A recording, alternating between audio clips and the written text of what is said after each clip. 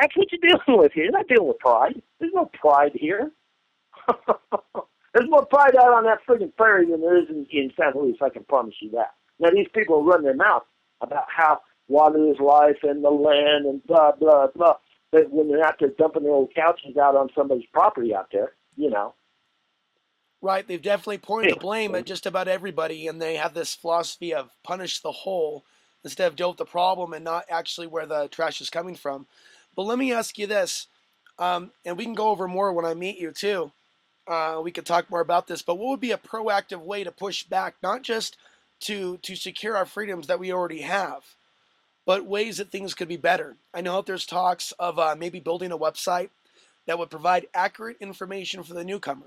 How to get internet, where to get water. They're like an up-to-date, accurate, how to live here resource. But what are some other things, suggestions, as people get more active with the planning commission and going down there that people can and should suggest? Well, I see. Okay, a racist planning commission, a racist county commissioners, they're not going to care about that. They're not going to support that. They're not going to help with that, okay? Because they don't want that, okay? But I think that's a great idea. So I think what needs to be done is at the time that people buy property here, that website is set up, and then the neighbors tell them about the website, because it's a great idea.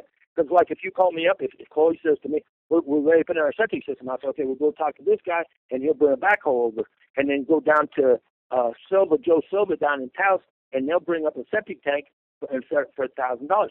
And then you get the infiltrators over here, and the whole thing's done. It's going to cost $2,500. I totally agree with that information thing. I also think that should be expanded where there's more kinds of stuff like, for example, I'm building a rocket stove in my house right now.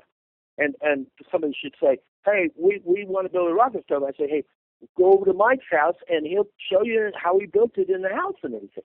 Or and it's just like when Chloe and Hiram came here.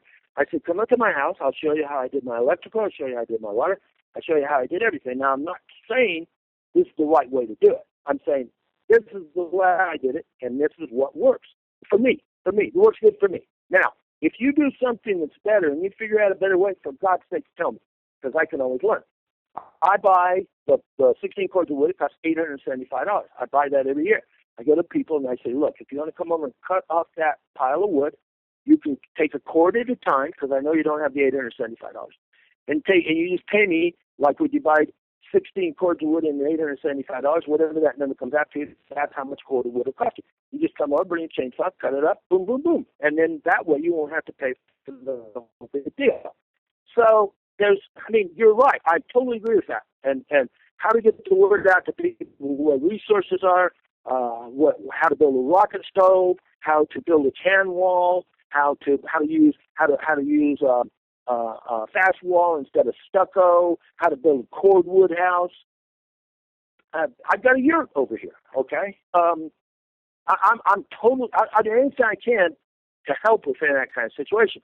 You're not going to find any kind of help at the county level with that, because that's not what they want. That's the last thing they want is for somebody to be able to help these people here. They're trying to drive them out, for God's sake. They're trying to help them. That's like I tell people when they first come here, I say, if you need something, you call me. And people will call me up and say, I got a guy right now down the road from me, okay? He bought some land and he's getting screwed. So I went through, the people who's buying it from, it's a scam. The people who's buying it from don't own it.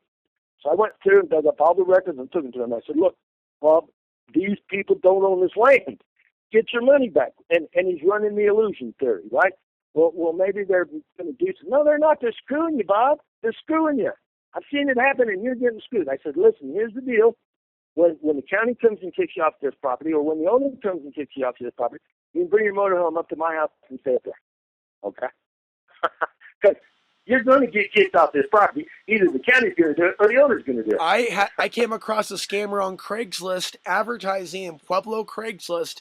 Guy was living in Hawaii, and we talked on the phone. I think he got the vibe. He didn't really want to rip me off. I don't know if I sound too smart for him, but I wasn't just gonna. But it sounded like he was, he was trying to cut a deal to just get anything going, almost too desperate. And I just knew right away when he get back over email that it wasn't legit.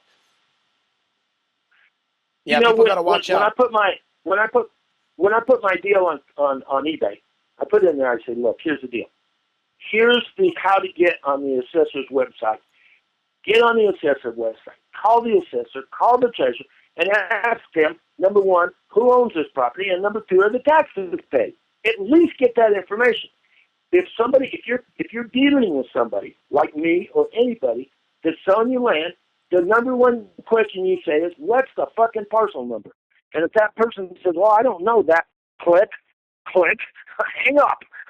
Because the parcel number or schedule number is on the deed and it's on the tax notice. Everybody knows what the schedule number is.